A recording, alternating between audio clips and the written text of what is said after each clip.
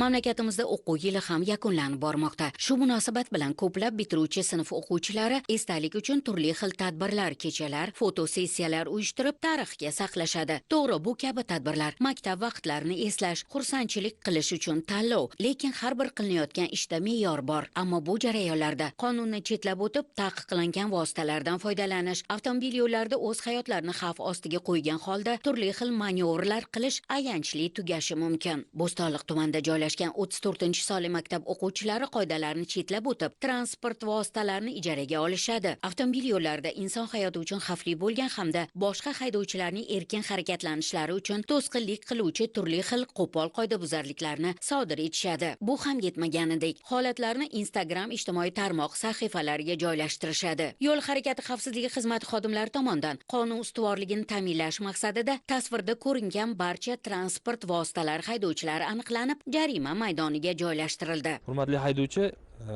nima bo'ldi o'zi? O'sha kungi voqeani aytib bering, iltimos.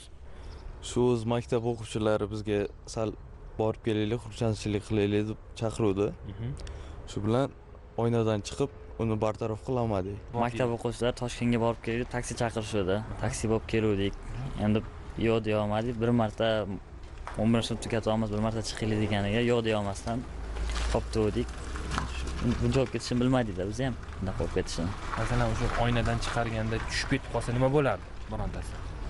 Tushuntirdik, tushunmadi, lekin yo'q deya olmadik-da. Nega unda mana bunaqa qilib, iloningizga qilib haydadinglar?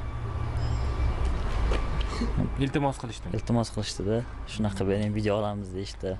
Ushbu holatda haydovchilar uchun jazo choralarini ko'rish ham kechiktirilmadi. Haydovchilarga nisbatan O'zbekiston Respublikasi Ma'muriy javobgarlik to'g'risidagi kodeksning tegishli moddalari bilan ma'muriy bayonnomalar rasmiylashtirildi. Ushbu huquqbuzarlik jinoyat ishlari bo'yicha Bo'stonliq tuman sudida ko'rib chiqildi. Sud jarayonida qoidabuzarlarga qilgan qilmishlari, uning oqibatlari tushuntirildi. Jazo tayinlandi.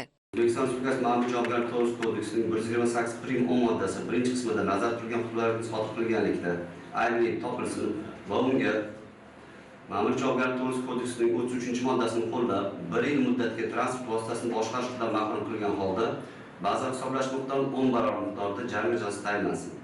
Yo'l harakati xavfsizligi xizmati xodimlari tomonidan o'quvchilar va ularning ota-onalari bilan profilaktik suhbat o'tkazilib, mazkur qoidabuzarliklarning oqibatlari tushuntirildi.